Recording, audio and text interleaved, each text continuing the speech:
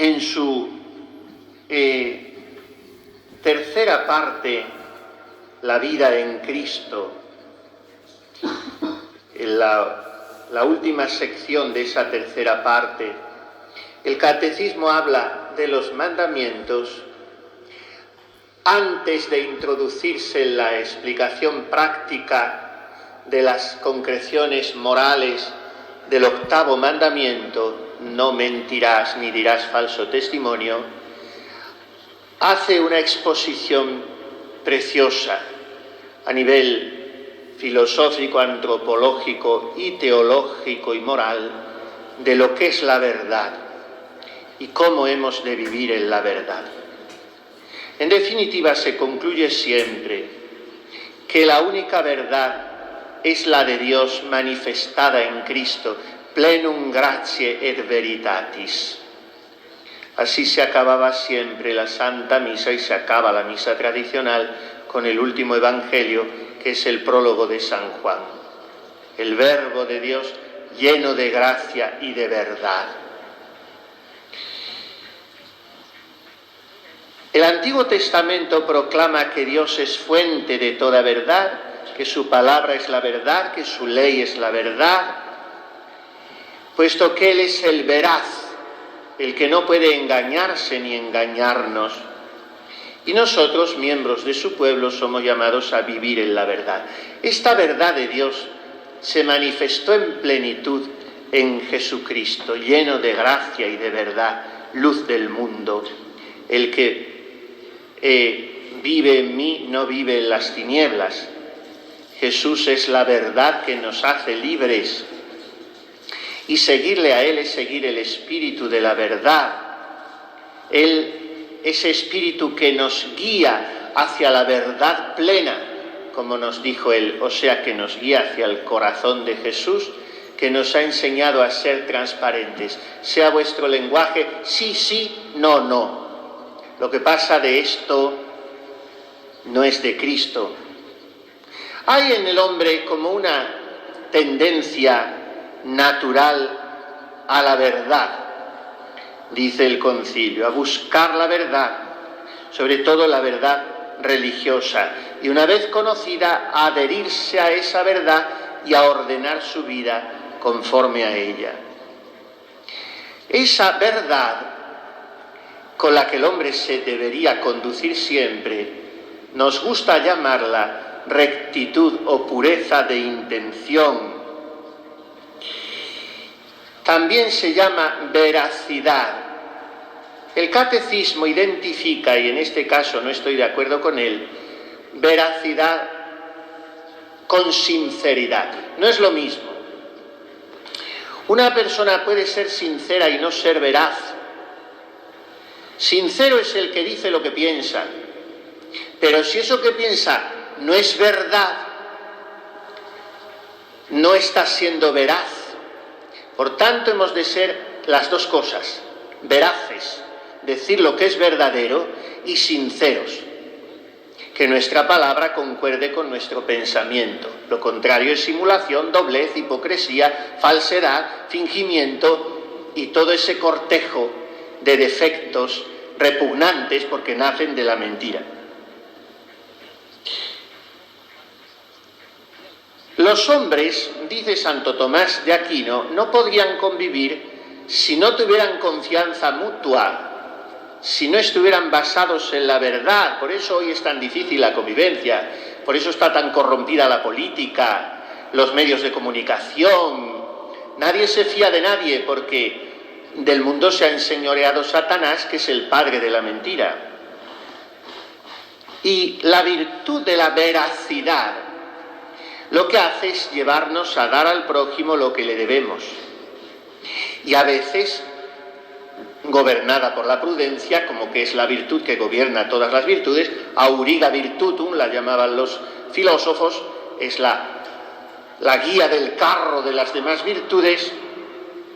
Pues a veces la veracidad, como virtud, nos hace observar un justo medio entre lo que debemos decir y lo que debemos callar. Pero callar no es mentir. Callar es reservar lo que debe ser reservado. Y eso implica honradez, discreción. Pero en justicia, cuando no hay un obstáculo que lo impida, una causa mayor que lo impida, en justicia, dice Santo Tomás, un hombre debe honestamente a otro hombre la manifestación de la verdad. Tanto más si este hombre es discípulo de Cristo, porque entonces debe vivir en la verdad, es decir, en la sencillez de una vida conforme al ejemplo del Señor, en la vida de quien permanece en la verdad. Si decimos que estamos en comunión con Él, dice San Juan en su primera epístola, y caminamos en tinieblas, mentimos y no obramos conforme a la verdad. Y esto sucede con frecuencia. Decimos que estamos en comunión con Él y en tantas cosas somos dobles. Cristo ha venido al mundo para dar testimonio de la verdad, le dice él a Pilato, maniatado, injuriado, abofeteado. ¿Y tú quién eres? Yo he venido al mundo para dar testimonio de la verdad. Y Pilato, confuso, como que era un pobre pagano, termina diciendo antes de marcharse, ¿y qué es la verdad? Por eso el cristiano, con una conciencia limpia ante Dios y ante los hombres, debe dar testimonio de la verdad.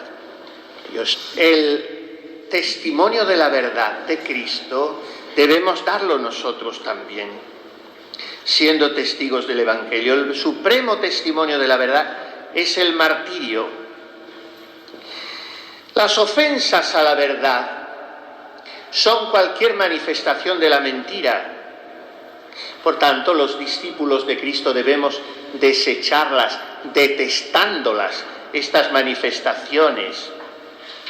Dice San Pablo a los Efesios que el discípulo de Cristo se ha revestido del hombre nuevo, creado según Dios, en la justicia y en la santidad de la verdad.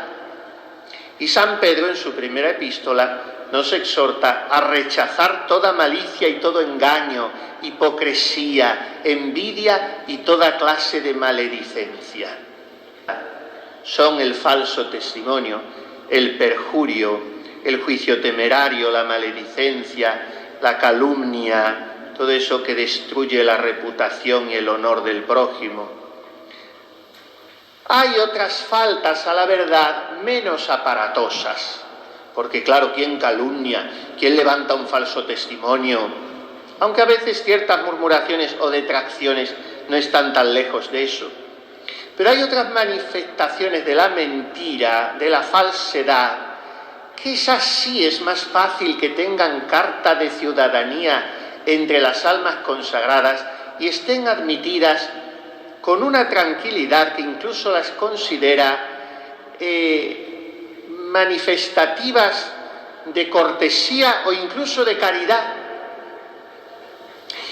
Y una de ellas es la adulación o la lisonja. Decir siempre al otro lo que quiere oír y ensalzarle en su cara, lo cual es aparte de muy mal gusto. El halago, lo que confirme al otro, quizá la malicia de sus actos, pero claro, esto ya sería hacerlo también con malicia por nuestra parte. Pero si no lo hacemos con malicia, sí a veces con cierto interés de ganarme el ánimo o el afecto del otro. Decía Santa Teresita, qué veneno de adulación he visto servir a las superioras. Hay que tener mucho cuidado con esto. Y querer mucho siempre a las hermanas, al superior, y también incluso valorarles lo bueno, estimularles cuando lo tienen, pero no envolverles en humo de incienso porque se pierde la cabeza. Y es una manifestación de la mentira. Esa adulación, dice Santo Tomás, es un pecado venial cuando solamente se desea hacerse grato u obtener ciertas ventajas. Otra falta contra la verdad es la vanagloria o la jactancia. Y otra falta a la verdad puede ser, aunque a veces esto se hace pues sin malicia o con afán de divertir a las hermanas, pero hay que tener cuidado con qué espíritu se hace y con qué delicadeza o con qué cierta sutil malicia. Se trata de la ironía, del espíritu burlón, de quien busca siempre caricaturizar o ridiculizar. Porque además de no responder a la verdad y pecar contra ella, se peca contra la caridad. La mentira, dice San Agustín, por eso la mentira tiene muchos grados y la mentira, pues casi siempre, por lo menos entre almas consagradas, es pecado venial. Por eso la gente habla de mentiras piadosas. Porque la mentira es decir lo contrario de lo que se piensa con intención de engañar, dice San Agustín. Claro, esa intención, esa conciencia clara, como sabemos, para el pecado mortal hacen falta tres elementos: materia grave, advertencia plena y voluntad clara de hacer eso. Pero siempre, de alguna manera, cuando no haya una intención inocua de no hacer daño o incluso de evitar un daño, y entonces la mentira es pecado venial o incluso no lo es, pero siempre cuando hay una cierta malicia en la mentira o un cierto interés o un cierto afán de escapar, está el demonio. Dice San Juan, nuestro Señor en el Evangelio de San Juan, en el capítulo 8, vuestro padre es el diablo, porque en él no hay verdad.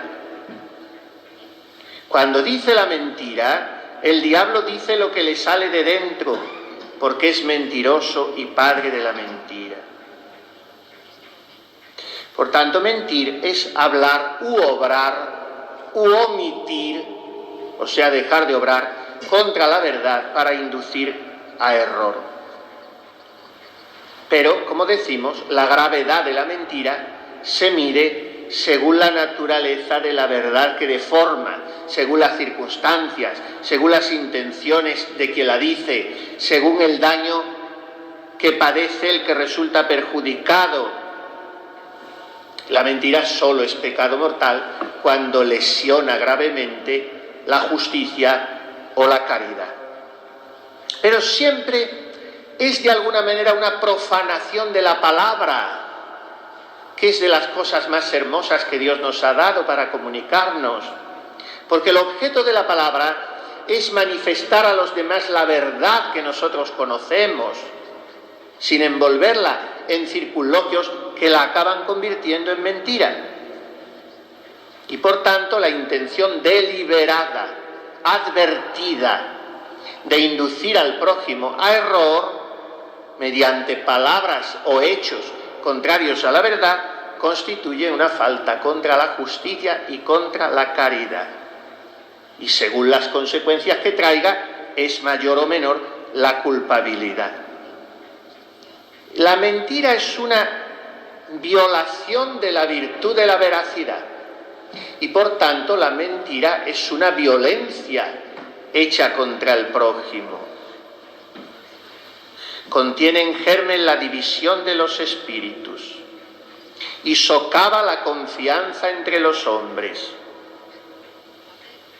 Por tanto, debe presidir nuestra vida, nuestras relaciones y nuestra propia vida personal, interior, espiritual, el respeto a la verdad.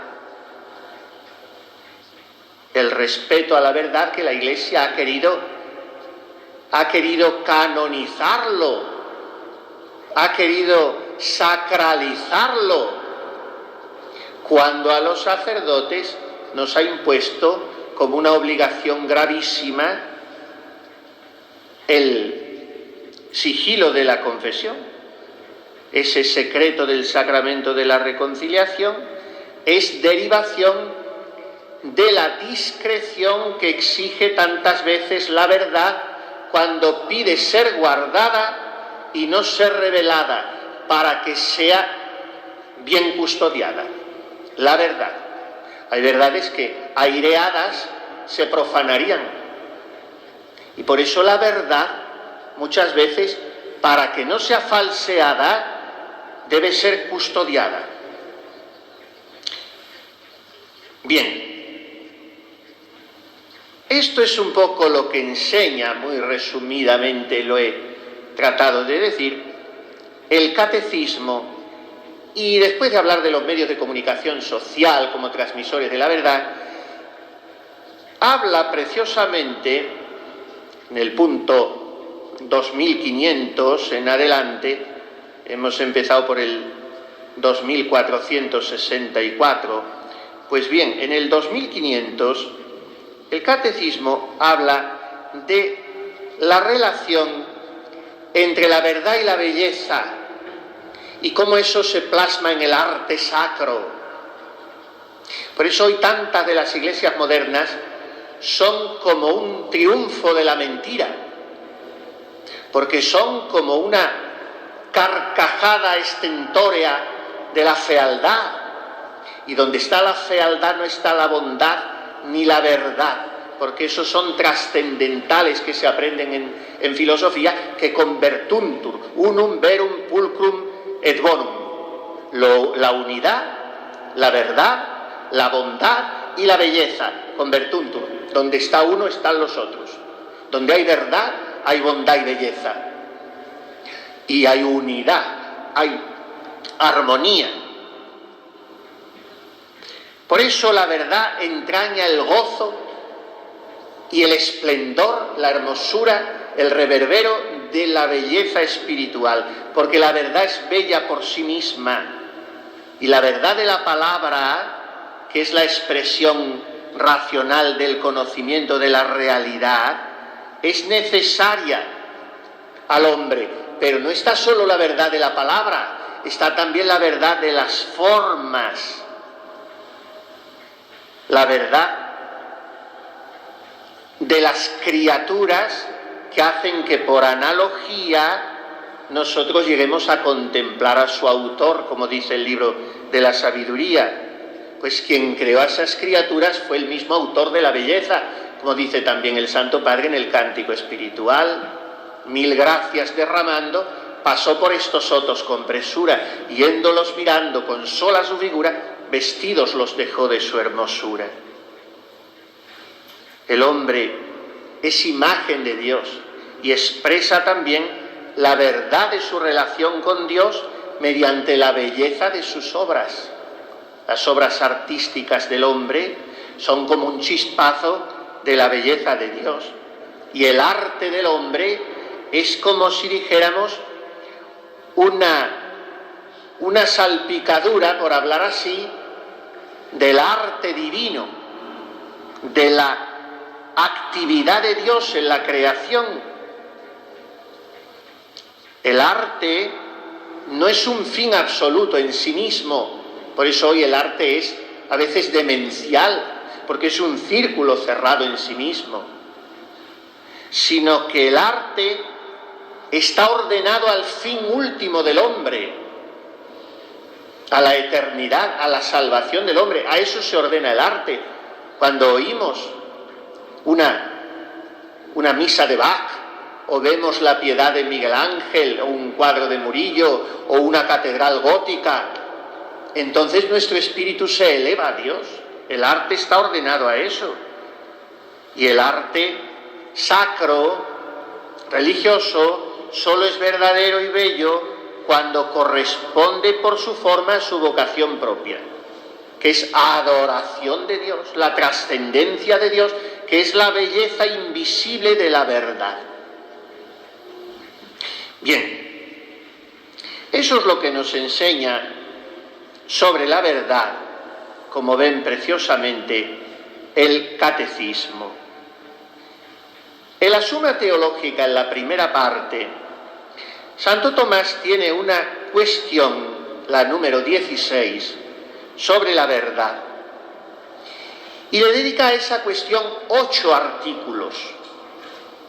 Algunos serían en este momento, en este contexto, un poco difíciles de seguir, aunque Santo Tomás es tan lógico y tan ordenado, que es una delicia, pero hay que ir desentrañando un poco a veces. Y eso que la Suma Teológica él la concibió como un manual para principiantes de teólogos, los que empezasen a estudiar la teología, como un manual de iniciáticos.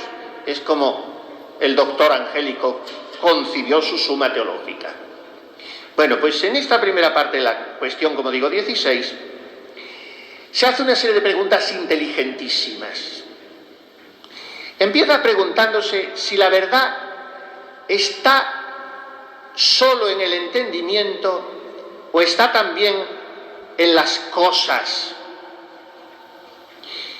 Y entonces se contesta con varias autoridades. Termina dando una respuesta larga, muy relacionada, muy desarrollada, pero termina acudiendo a varias autoridades y, como es natural siempre, junto con Aristóteles, la autoridad mayor que toma siempre, en la que se apoya Santo Tomás, es San Agustín. Han sido los dos santos más sabios de la Iglesia. Y la tercera, la Santa Madre. Bueno, pues San Agustín dice que la verdad, fíjense qué definiciones tan preciosas, la verdad es aquello con lo que se pone al descubierto lo que algo es. O sea, lo que manifiesta la esencia de algo, eso es la verdad. San Hilario dice: verdadero es el ser que desvela, que deja en evidencia. Y esto lo decimos tantas veces de una persona. Esta persona no tiene tapujos, no tiene puertas cerradas, es transparente, desvela lo que hay, se ve hasta el fondo. Pues esto lo dice San Hilario: verdadero es el ser que desvela. Por tanto, lo referido a la verdad está en el entendimiento. Dice San Agustín en otro lugar: la verdad es la semejanza total con el principio de las cosas. Y San Anselmo dice que la verdad es la coherencia. Y esa coherencia solo la percibe la mente. Y por tanto, un filósofo, Avicena, dice que la verdad de una cosa es el ser que reside en esa cosa. O sea, cuando falseamos algo, estamos retorciendo su esencia, estamos profanando esa cosa. Es como si a este vaso de agua que me han puesto le hubieran echado una sustancia extraña al agua. No diré un cianuro o arsénico, sino azúcar. Me da lo mismo, que sea algo malo que bueno. La verdad es por sí misma, no necesita aditamentos. Por eso hay mucha gente que miente no mintiendo, sino adornando las verdades, añadiéndoles elementos. No, si yo no he dicho ninguna mentira, pero ha falseado. Ese vaso de agua ya no es agua clara, es otra cosa.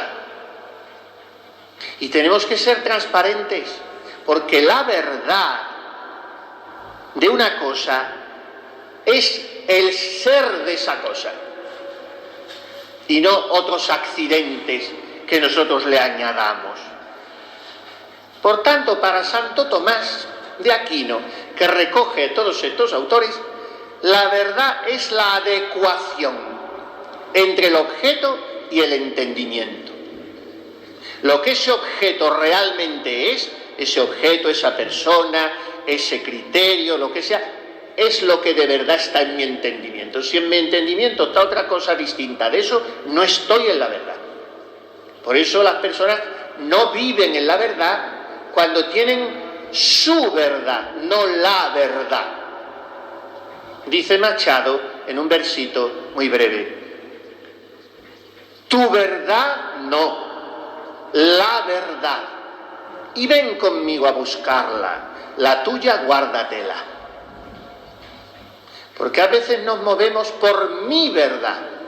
Bueno, hay que ver si tu verdad es la verdad. Solo si está adecuada al ser de las cosas. Por eso hay que tener mucho cuidado con el juicio propio. Porque tu juicio propio no tiene todos los datos de las cosas. No tiene todo el conocimiento de las cosas. Y cuando te faltan datos y nociones, pues es mejor que suspendas el juicio o lo sometas al juicio de aquel que tiene más datos que tú. Y eso nos haría mucho más humildes, no sosteniendo cada uno su criterio, que muchas veces está fuera de la verdad. Por eso las almas que viven en la verdad son almas simples, almas sencillas, almas fáciles.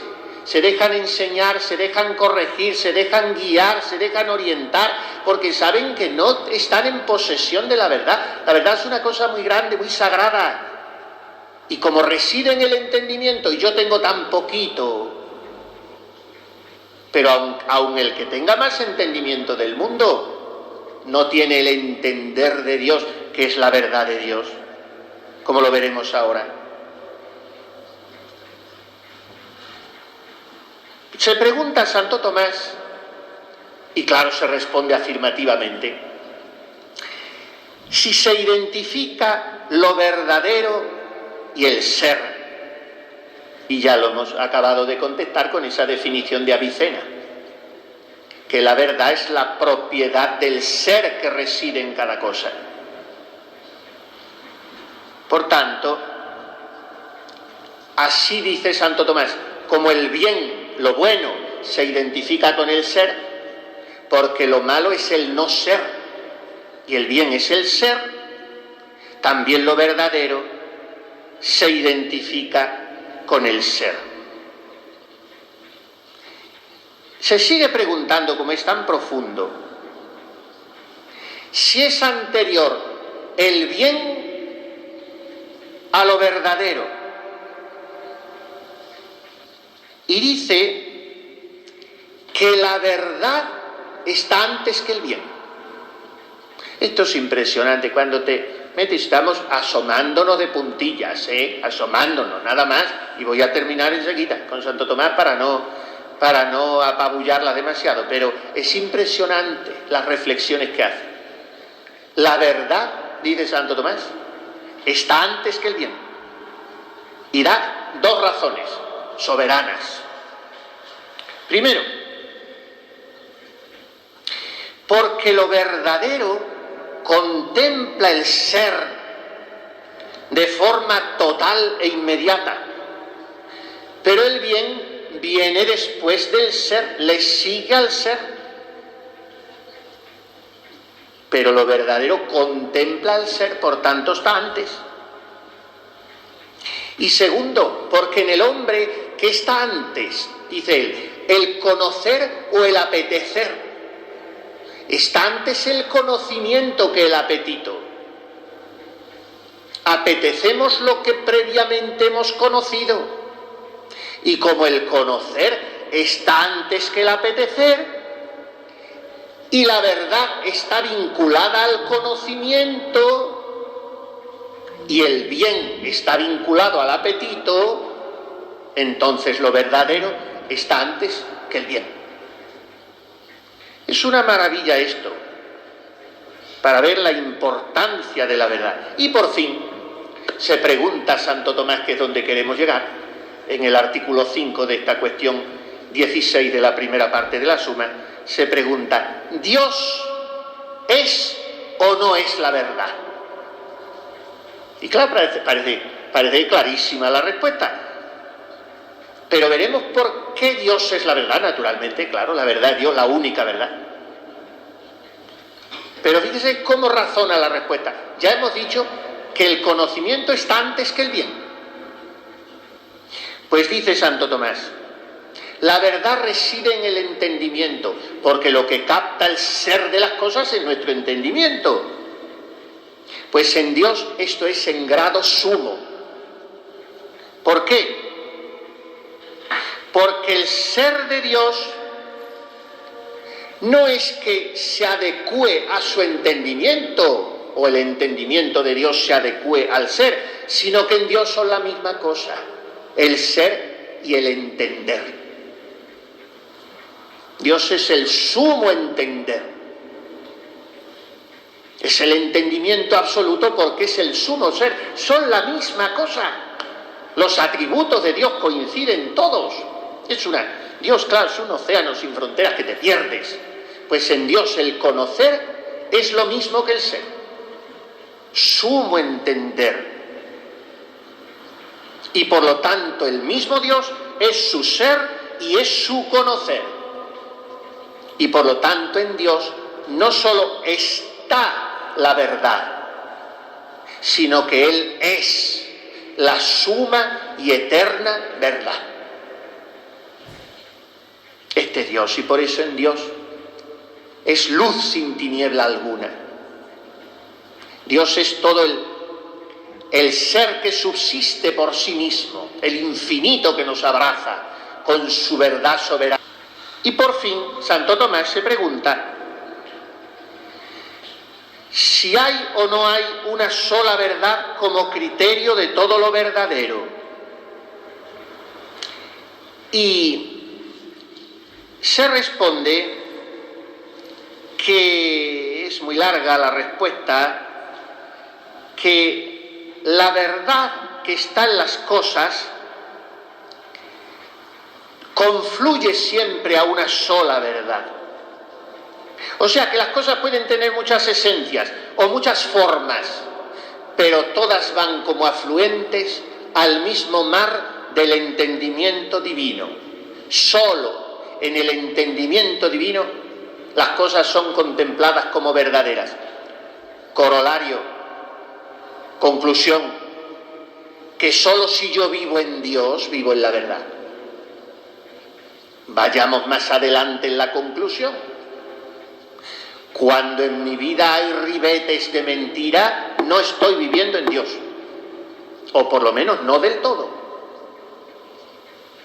Y los dos últimos artículos de esta cuestión 16, se pregunta Santo Tomás si la verdad creada es o no es eterna. Porque la verdad increada es Dios. La verdad increada es el Verbo encarnado. Pero toda verdad es chispazo de la verdad eterna. ¿Por qué? Porque el único entendimiento eterno es el divino. Y por eso solo en él la verdad es eterna. Y se pregunta por fin si la verdad es o no inmutable. Y se responde también que la mutabilidad de la verdad es propia de los hombres. Pero la auténtica verdad es inmutable porque es la verdad de Dios, porque el entendimiento divino es inmutable. Dice, la verdad de nuestro entendimiento es cambiable, no porque la verdad cambie, sino porque cambia nuestro entendimiento, pasando fácilmente de la verdad a la falsedad. Esto lo vemos en tantas personas, pero ¿cómo ha podido esta persona cambiar de esta manera? No, la verdad es la misma. Es el entendimiento de esa persona el que se ha ofuscado. Pero ¿cómo ha perdido la vocación? ¿Cómo ha perdido la fidelidad? Dios sigue siendo fiel. Es esa persona la que ha sido infiel. Cambia el entendimiento humano, no cambia el divino. Porque la verdad del entendimiento divino, criterio de que las cosas sean verdaderas o no lo sean, es completamente inmutable. Bueno, pues ya hemos terminado la segunda parte y hemos visto, después de lo que dice el Catecismo de la Iglesia Católica, lo que dice Santo Tomás de Aquino.